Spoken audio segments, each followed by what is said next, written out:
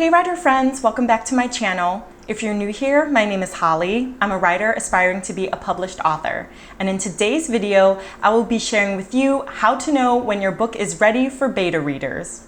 I polled you guys over on Instagram and Ryan Medina Writes requested this video, so here it is. So I've actually got a whole series all about prepping for beta readers and how to self-edit and edit your manuscript, so I will link that series down below. I've also got a ton of free beta reader and editing checklists over on my website, HollyDavisBooks.com. So if you subscribe to my newsletter, you get access to an exclusive members page where I have tons of resources and those free checklists, so definitely check it out. So I just mentioned all those videos I have about prepping for beta readers and editing your manuscript, but I guess I did not touch upon when to actually know when your manuscript is ready to give it to beta readers. So first things first, your first draft has to be finished. But more importantly, your second draft has to be finished. So what does that mean? That means that you should never send out your manuscript to beta readers without first going over it yourself. No beta reader wants to put in so much work critiquing your manuscript only to realize that you planned on scrapping half of it anyways. Beta readers are doing you a favor, taking time and energy to critique your manuscript and help you make it the best it can be. So you have to make sure that it's the best that you can make it first. So the free developmental edits checklist that I mentioned that you get as a newsletter subscriber is something that will help you prepare your manuscript to be ready for beta readers. This includes developmental changes like character voice, arcs, story structure, and plot. Now in this editing phase, you might come across some areas that you know you need to work on, but you're still struggling with. For example, you might realize a scene is info dumpy, but you don't know what to cut and you feel like everything that you're saying is important. If you have a critique partner who can give it a quick look for you, that would be great. But if not, then if you don't know what to do to fix it, you can always put that in your email to your beta reader. Say, hey, I know that this scene is really info dumpy, but I'm not quite sure what information I should keep and what I should save for later. Can you go through that? And, so when you specifically mention things that you want to fix, then that's going to help you, and it's going to help the beta readers realize that you were looking at your manuscript and you're giving them specific points and details to look at. Or there is a flip side to that where you don't tell them that it's info dumpy and you don't know what to take out or leave in, and instead just see if they say that in their feedback. Do they say, hey, this scene is kind of info dumpy, and they may even try to take out some of those facts themselves. So it's up to you how you want to do it. Just know that you can't beat yourself up just because you are struggling and you can't fix a certain plot hole that you know is there, or you feel like your prose is weak and that you're a horrible writer.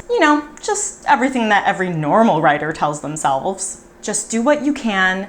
Tell your betas what your strengths and weaknesses are, specific things that you need to work on in your manuscript, and get your book out there. Especially if this is your first round of beta readers, you cannot get tripped up on the details. If you're past the developmental phase, then it's a little bit easier to know when your book is ready for another round of betas, because that's when you have implemented that round of feedback and then you send it out to make sure that that feedback was implemented correctly.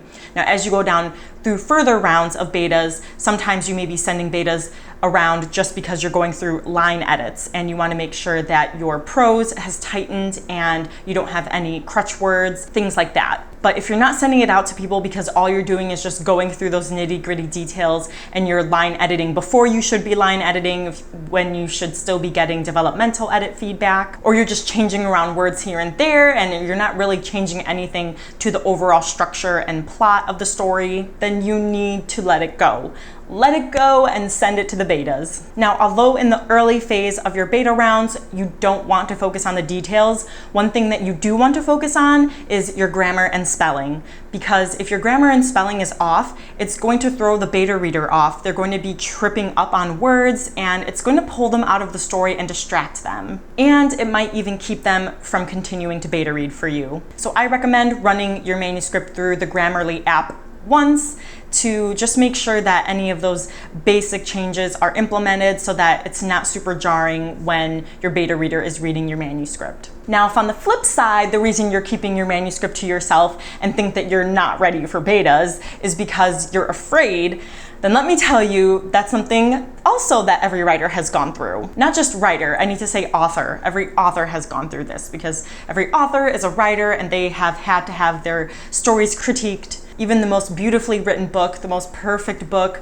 5 out of 5 stars, they had to go through a round of betas, they had to receive crappy feedback, and they had to have constructive criticism. So if you're keeping your manuscript to yourself just because you're afraid of what feedback people are gonna give to you, just let it go. Do not be afraid, because this is the only way that your book is going to get better, and this is the only way that your book is going to be able to get out there in the world for every reader to read, is by getting it perfect now with the small group of people that you have. Remember, no manuscript is perfect. Hey, if you've got people interested in reading your book as is, a second draft, like that's pretty awesome, and you shouldn't let fear or perfectionism get in the way. All right, you guys, so that's it for this video. Please let me know in the comments down below how you decide your manuscript is ready for beta readers. Please give this video a big thumbs up and click subscribe to support my channel, and I will see you guys next time. Bye.